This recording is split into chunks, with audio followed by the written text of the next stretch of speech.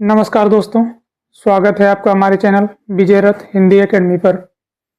हम देख रहे थे अलंकार संप्रदाय और उसके अंतर्गत हम देख रहे थे हिंदी के आचार्यों के क्रम को, जहां हम देख चुके केशवदास और महावीर प्रसाद द्विवेदी के मत को। केशवदास के बारे में हमने क्या देखा? यद्यपि सुजाति सुलक्षणी सुवर्ण सरस सुवृत भूषण भिन्न विराजई कविता वनिता मित। और इसी के साथ हमने महावीर प्रसाद द्विवेदी भी कल की क्लास में चर्चा की थी। आज बढ़ेंगे आगे और जहां से हम छोड़ चुके थे रामचंद्र शुक्ल जी के बारे में देखेंगे, अलंकार के बारे में उनकी क्या मान्यता है, और आज हिंदी के आचार्यों को हम करेंगे समाप्त। तो ठीक है, आइए बढ़ते हैं अपने टॉपिक पे। रामचंद्र शुक्ल लिखेंगे नंबर 1। मैं अलंकार को केवल वर्णन प्रणाली मानता हूं। शुक्ल जी का कहना है, मैं अलंकार को केवल वर्णन प्रणाली मानता हूं। मैं अलंकार को क्या मानता हूं? केवल वर्णन प्रणाली मानता हूं। ये कथन किसका है? रामचंद्र शुक्ल का है। आगे देखेंगे, ये साधन है साध्य नहीं। कौन कह रहा है? रामचंद्र शुक्ल। ये साधन है साध्य नहीं। साध्य को भुलाकर आगे कह रहे हैं,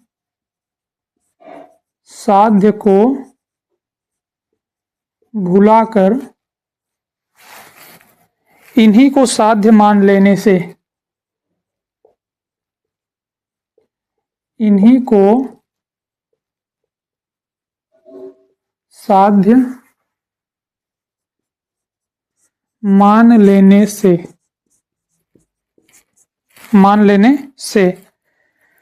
कविता का रूप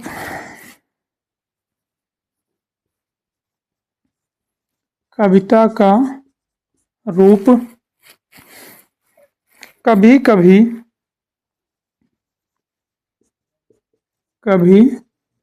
कभी इतना विकृत हो जाता है, इतना विकृत हो जाता है कि वह कविता ही नहीं रह जाती, कि वह कविता ही नहीं रह जाती, वह कविता ही नहीं रह जाती। ये कथन किसका है? रामचंद्र शुक्ल जी का है। मैं अलंकार को केवल वर्णन प्रणाली मानता हूं। ये साधन है साध्य नहीं। साध्य को भुलाकर इन्हीं को साध्य मान लेने से कविता का रूप कभी कभी इतना विकृत हो जाता है कि वह कविता ही नहीं रह जाती। आगे क्या कहते हैं ये देखेंगे हम। नंबर 3, अप्रस्तुत योजना प्रस्तुत के अनुरूप होनी चाहिए। शुक्ल जी का कहना है, अप्रस्तुत योजना प्रस्तुत के अनुरूप होनी चाहिए।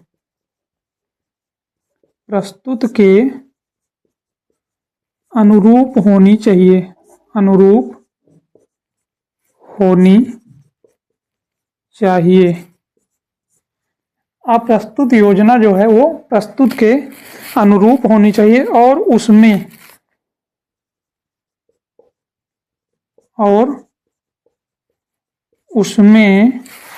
वस्तु गुण और क्रिया, वस्तु गुण और क्रिया, वस्तु गुण और क्रिया अथवा व्यापार समष्टि का भाव, अथवा व्यापार समष्टि का भाव, व्यापार समष्टि का भाव जगाने की वैसी क्षमता होनी चाहिए, जगाने की वैसी क्षमता होनी चाहिए, वैसी क्षमता होनी चाहिए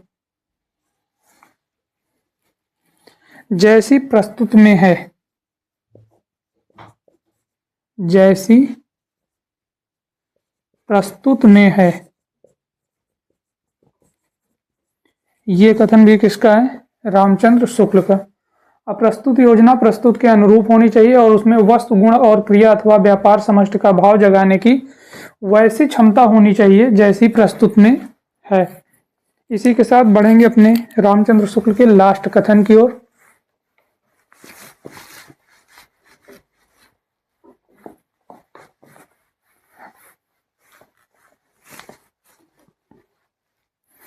नोट करेंगे आगे नंबर 4,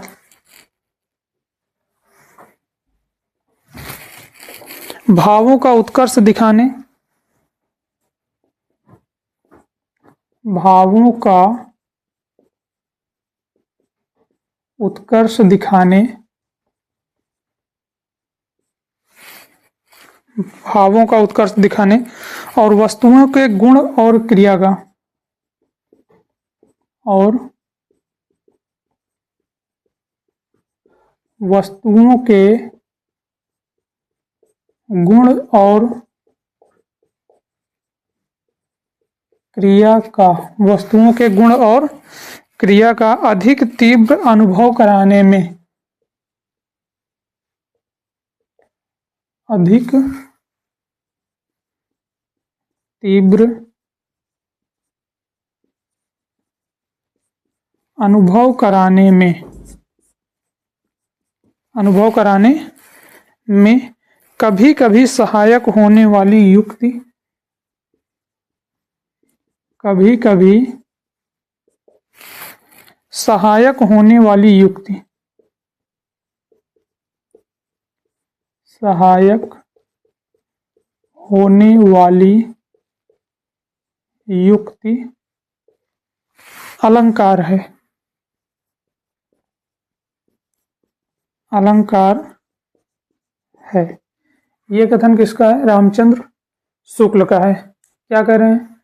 भावों का उत्कर्ष दिखाने और वस्तुओं के गुण और क्रिया का अधिक तीव्र अनुभव कराने में कभी कभी सहायक होने वाली युक्ति अलंकार है। तो रामचंद्र शुक्ल की जो मान्यता थी, उनके जो कथन थे, वो होते हैं यहीं से समाप्त। बढ़ेंगे आगे और देखेंगे हम नंबर 4 पे बाबू गुलाब राय की क्या मान्यता है अलंकार के बारे में। हेडिंग डालेंगे आप बाबू गुलाब राय।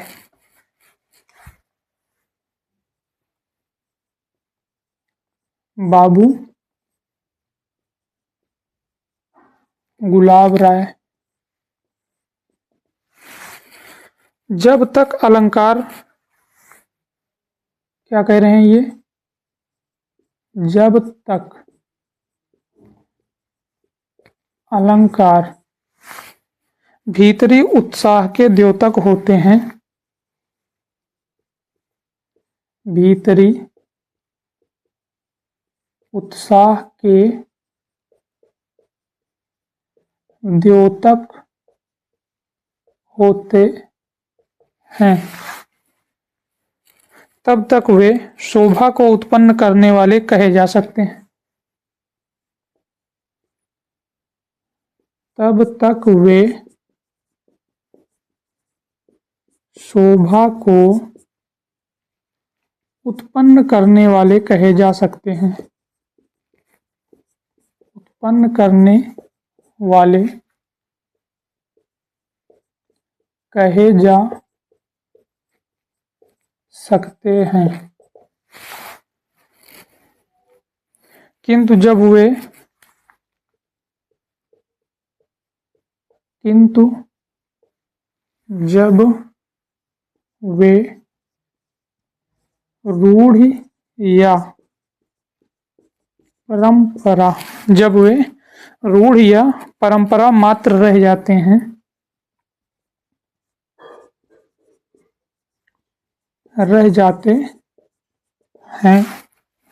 तब वे भार रूप में दिखाई देने लगते हैं। तब वे भार रूप में दिखाई देने लगते हैं, दिखाई देने लगते हैं। ये कथन किसका है? बाबू गुलाब राय का। क्या कह रहे हैं? जब तक अलंकार भीतरी उत्साह के द्योतक होते हैं तब तक वे शोभा को उत्पन्न करने वाले कहे जा सकते हैं, किंतु जब वे रूढ़ या परंपरा मात्र रह जाते हैं तब वे भार रूप में दिखाई देने लगते हैं। बढ़ेंगे अपने अगले हिंदी के आचार्य की ओर। नंबर 5 हेडिंग डालेंगे आप सुमित्रा नंदन पंत। देखते हैं सुमित्रा नंदन पंत की क्या मान्यता है। नंबर 5 किसको देख रहे हैं हम? पंत को या सुमित्रानंदन पंत को। अलंकार केवल वाणी की सजावट के लिए नहीं, इन्होंने कहा है अलंकार केवल वाणी की सजावट के लिए नहीं, सजावट के लिए नहीं, वे काव्य की अभिव्यक्ति के विशेष द्वार हैं। वे काव्य की अभिव्यक्ति के विशेष द्वार हैं, अभिव्यक्ति के विशेष द्वार हैं।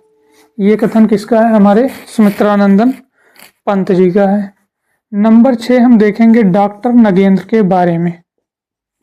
देखेंगे डॉक्टर नगेंद्र की क्या मान्यता है। मन के उच्छ्वास के साथ, इनका कहना है मन के उच्छ्वास के साथ वाणी अनिवार्यतः उच्छ्वसित हो जाती है। वाणी अनिवार्यतः उच्छ्वसित हो जाती है, उच्छ्वसित हो जाती है, हो जाती है। वाणी का यही उच्छ्वास,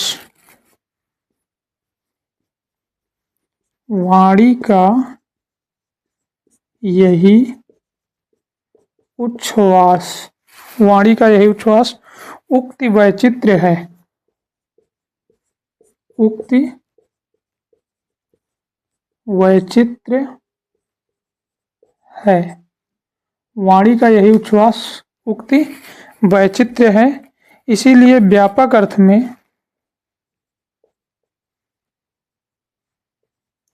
इसीलिए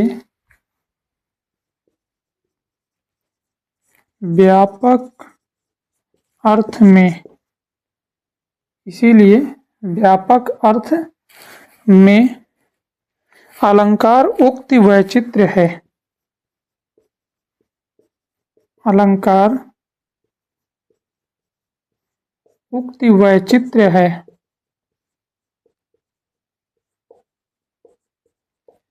ये कथन किसका है? डॉक्टर नगेंद्र का है। कहाँ से लिया गया? रीति काव्य की भूमिका से। अगर आधार जानना है तो नोट करेंगे आप, रीति काव्य की भूमिका। क्या कह रहे हैं? मन के उच्छ्वास के साथ वाणी की अनिवार्यता, वाणी अनिवार्यता उच्छ्वसित हो जाती है।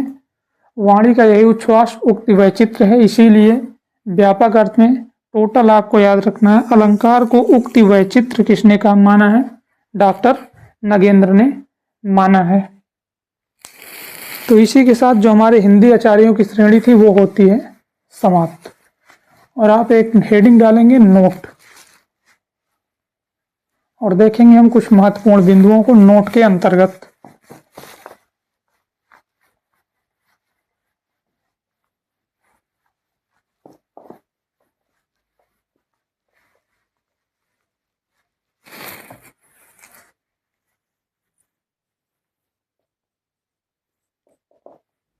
नंबर 1, हम देखेंगे आनंदवर्धन के बारे में। आनंदवर्धन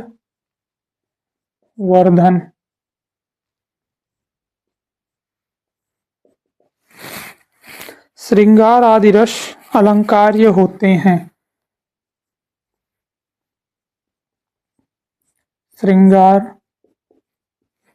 आदि रस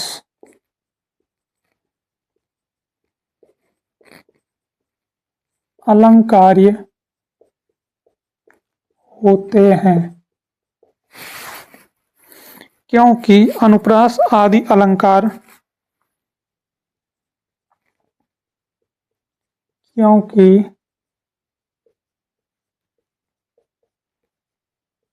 अनुप्रास आदि अलंकार रस को ही तो अलंकृत करते हैं। रस को ही तो अलंकृत करते हैं। ये मान्यता किसकी है? आनंदवर्धन की है। नोट के अंतर्गत अगला देखेंगे हम कुंतक के बारे में।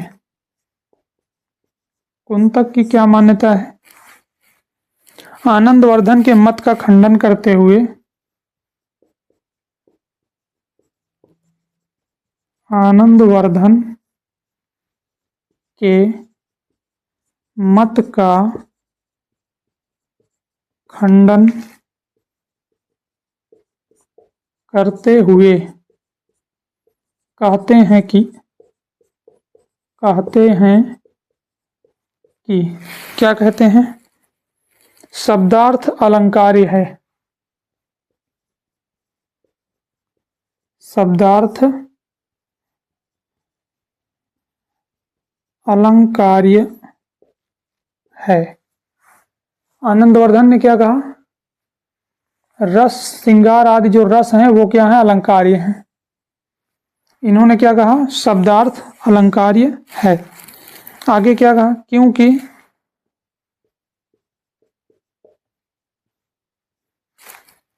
अलंकार मूलतः काव्य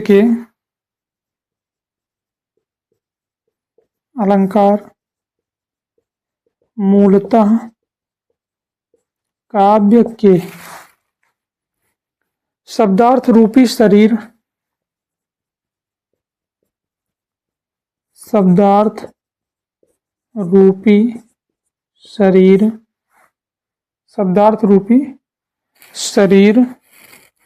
को ही सुशोभित करते हैं।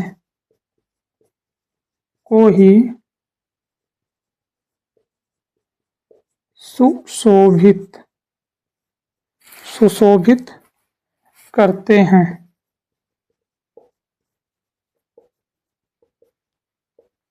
ये मूलतः आपको ध्यान क्या देना है? आनंदवर्धन का क्या मानना है कि रस अलंकार्य होते हैं, और जो कुंतक ने माना है वो ये माना कि ये शब्दार्थ अलंकार्य हैं। ठीक, आगे हम देखेंगे उद्भट के बारे में कि उद्भट की क्या मान्यता रही है। तो अगला नोट करेंगे आप नंबर 3 और लिखेंगे उद्भट।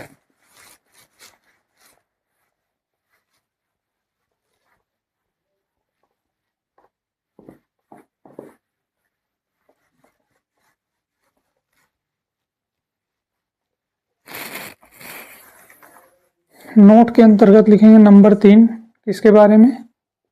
उद्भट के बारे में। क्रोध आदि के अनुचित प्रयोग से इनका मानना है क्रोध आदि के अनुचित प्रयोग से काव्य पर नकारात्मक प्रभाव पड़ता है।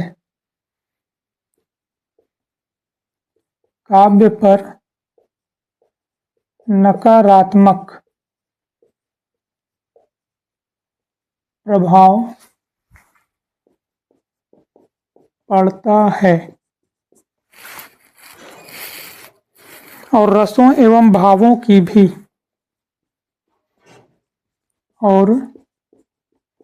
रसों एवं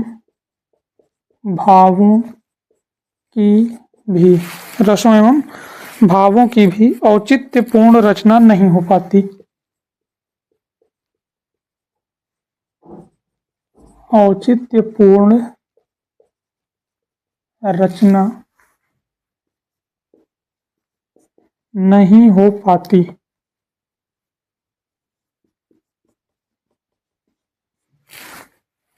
तो वहां ऊर्जस्वी अलंकार होता है। तो वहां ऊर्जस्वी अलंकार होता है। ये मान्यता उद्भट की है। क्रोध आदि के अनुचित प्रयोग से काव्य पर क्या होता है? नकारात्मक प्रभाव पड़ता है और रसों एवं भावों की जो औचित्यपूर्ण रचना है वो नहीं हो पाती है। ये सारी चीजें किससे होती हैं? क्रोध आदि का जब अनुचित प्रयोग होता है काव्य में तब। और उससे क्या हो जाता है कि इसके प्रयोग से वहां किस अलंकार का प्रयोग हो जाता है? कौन सा अलंकार देखने को मिलेगा आपको? ऊर्जस्वी अलंकार। तो ठीक है, इसी के साथ आप एक देखेंगे डायग्राम। अभी तक हमने जो सारी चीजें देखी है उसे हम एक जगह देखेंगे, किसने अलंकारों की संख्या कितनी मानी है।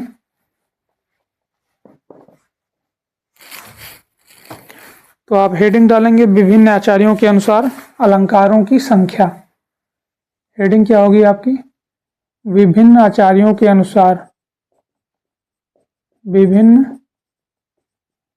आचार्यों के अनुसार अलंकारों की संख्या। अलंकारों की संख्या।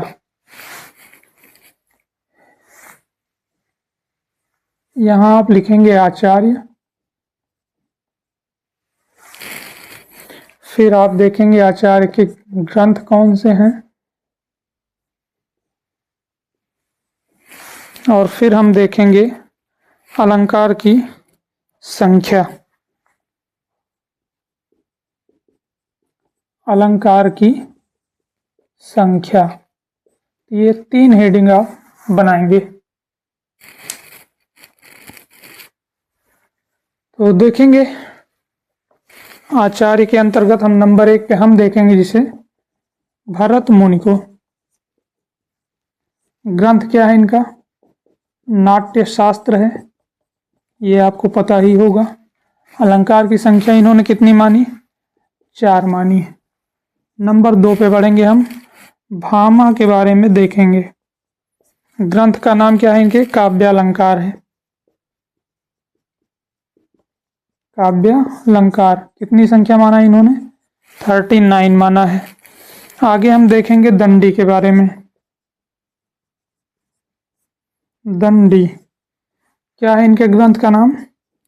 काव्यादर्श। 35 माना है इन्होंने अलंकार की संख्या। नंबर 4 हम देखेंगे उद्भट को। उद्भट ग्रंथ का नाम काव्यालंकार सार संग्रह। काव्यालंकार सार संग्रह। संख्या कितनी मानी है इन्होंने? 40 मानी है। बढ़ेंगे आगे, नंबर 5 पे देखेंगे हम वामन को। ग्रंथ का नाम क्या है इनके? काव्यालंकार सूत्र। काव्यालंकार सूत्र। संख्या कितना माना है इन्होंने? 33 मानी है। आगे हम देखेंगे नंबर 6। यहीं पे देख लेते हैं नंबर 6 कौन है हमारे, वामन। वामन के बाद हम देखेंगे कुंतक। कुंतक नहीं है, रुद्रट। नंबर 6 रुद्रट। ग्रंथ का नाम इनके क्या है, रुद्रट का काव्यालंकार इनका भी ग्रंथ का नाम है, काव्यालंकार। संख्या कितनी मानी इन्होंने अलंकारों की, तो 52 माना है। टोटल 52 अलंकारों को मान्यता दी है। नंबर 7 पे हम देखेंगे कुंतक। ग्रंथ का नाम क्या है इनके, वक्रोक्ति जीवित। वक्रोक्ति जीवित। कितना माना इन्होंने, 13। नंबर 8 भोजराज के बारे में हम देखेंगे। भोजराज। ग्रंथ का नाम सरस्वती कंठाभरण। सरस्वती कंठाभरण।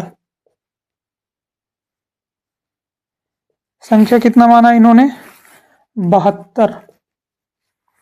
नंबर 9 मम्मट को देखेंगे हम। ग्रंथ का नाम काव्य प्रकाश। अलंकारों की संख्या इन्होंने कितनी मानी है, 67। नंबर 10 हम देखेंगे जयदेव। जयदेव। ग्रंथ का नाम क्या है इनके, चंद्रालोक। चंद्रालोक। अलंकार की संख्या कितनी मानी इन्होंने, 100। 11 नंबर पे बढ़ेंगे जयदेव के बाद हम देखेंगे विश्वनाथ। विश्वनाथ। ग्रंथ का नाम क्या है इनके, साहित्य दर्पण। साहित्य दर्पण। संख्या कितना माना इन्होंने, 88। 3 और बचे हैं।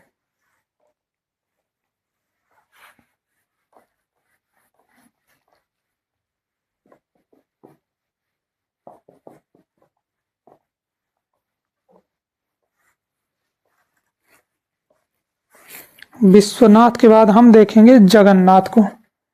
12 नंबर जगन्नाथ। ग्रंथ का नाम क्या है इनके, रस गंगाधर। रस गंगाधर। अलंकार की संख्या कितना माना इन्होंने, 161 अलंकार। 13 नंबर पे हम देखेंगे कुवलयानंद को। कुवलयानंद को। ग्रंथ का नाम क्या है इनके, ना सॉरी, अप्पय दीक्षित। हम देख रहे हैं नंबर 13 पे अप्पय दीक्षित।